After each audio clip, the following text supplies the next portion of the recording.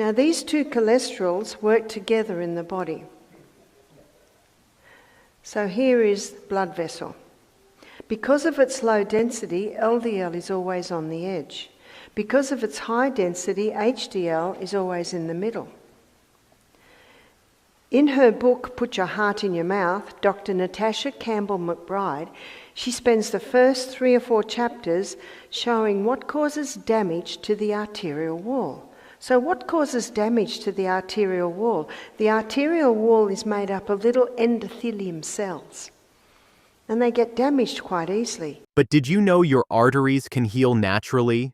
Your body has an incredible ability to repair itself, and today, Dr. Barbara will show you how certain vegetables and herbs can actually help clear your arteries. This isn't hype, it's science, nature, and experience, and it can change your life.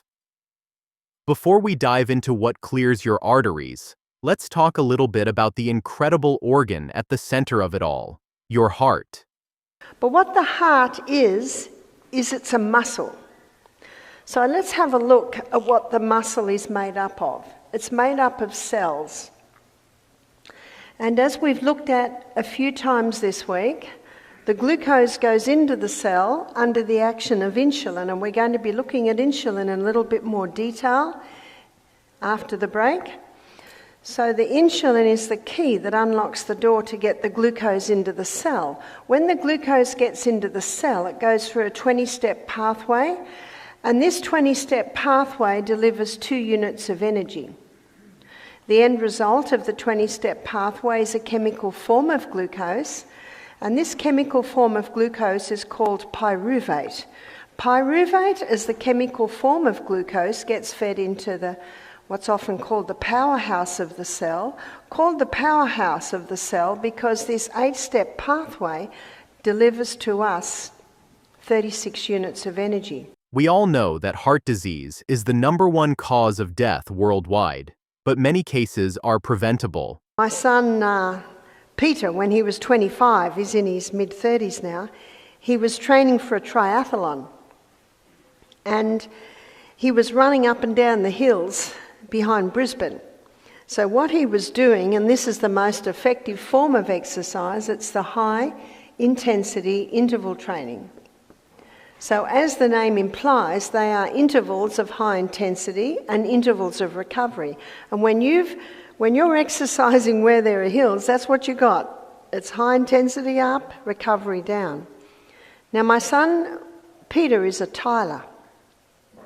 And he was a junior tiler at this time.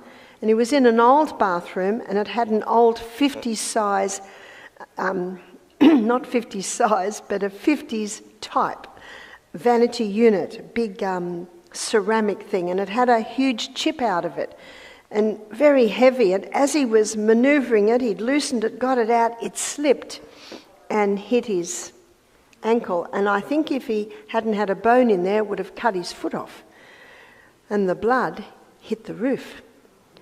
And he yelled out to my son, who's about 8 years older, he's also a builder, he said, "James," and James said to him, "I'm on the phone, mate."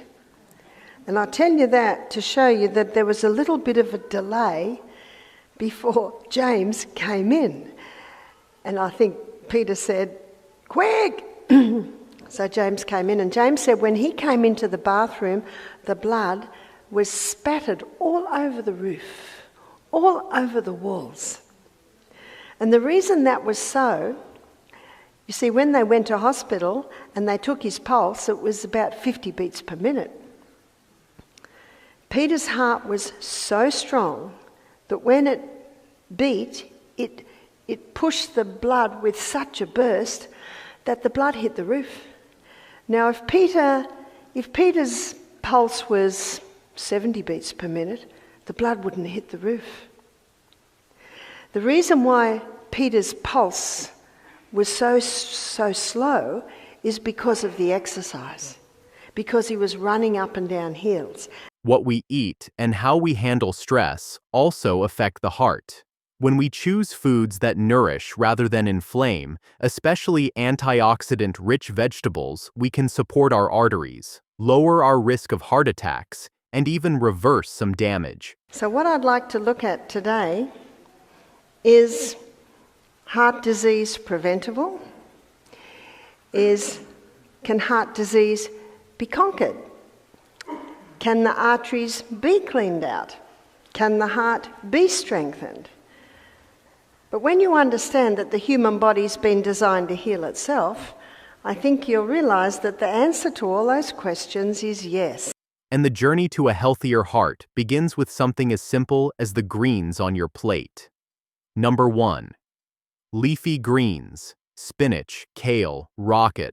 They're like natural blood pressure meds. They're loaded with natural nitrates that help blood vessels relax and widen.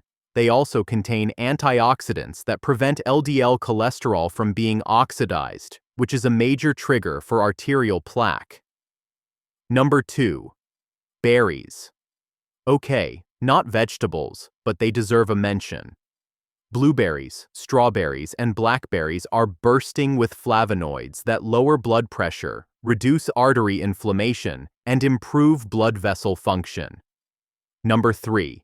Garlic and onions. These humble kitchen staples are like daily medicine. They thin the blood naturally, fight harmful cholesterol, kill bacteria, and boost circulation. Raw garlic, in particular, has been shown to lower blood pressure and improve artery elasticity. Number 4. Beets. Beets are high in nitrates, just like leafy greens, and they work wonders for circulation. They also support your liver, which plays a key role in balancing cholesterol. Number 5. Broccoli and Brussels sprouts. These cruciferous veggies are powerful anti-inflammatory foods. They're linked to reduced arterial stiffness, lower LDL cholesterol, and even better blood sugar control. Number 6. Avocados and olive oil. Technically not vegetables, but they're stars in the heart health show. Avocados are rich in potassium, a mineral that helps regulate blood pressure and healthy monounsaturated fats. Cold-pressed olive oil, especially extra virgin, contains polyphenols that reduce inflammation and protect artery walls. While vegetables lay the foundation for healing, but there are 2 natural herbs that take heart support to the next level. Number 1. Cayenne pepper. Cayenne pepper does 3 things. It thins the blood. Whereas aspirin, it thins the blood to the point where it causes eye bleeds, brain bleeds, and stomach bleeds. It's not a safe drug. Whereas cayenne pepper, it thins the blood and it'll heal the brain bleeds from the aspirin in the brain and the eye and the stomach. Cayenne pepper also dilates the blood vessels. So with dilating the blood vessels, you get a more effective and efficient flow of blood through the whole body. And cayenne pepper strengthens the arterial wall. So if there has been damage in the arterial walls, the cayenne pepper will strengthen arterial walls. It's a powerful herb. How do you take it? Start with 1/4 teaspoon in about 1/3 cup of water just before each meal. Yes, it's spicy, but that fire is healing. Number 2. Hawthorn berry. The other herb is hawthorn berry. Hawthorn berry strengthens the heart.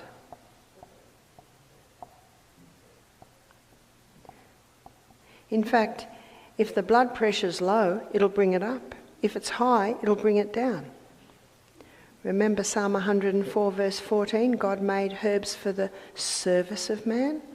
The hawthorn berry comes in, and whatever your body needs to do, whatever your heart needs to do, it will work with that. But this isn't just old wisdom. Modern research now confirms that hawthorn improves overall heart function. So you can take it in many ways. You can take it as a herb tea. If you take it as a herb tea, being a dried berry, it needs to be gently simmered.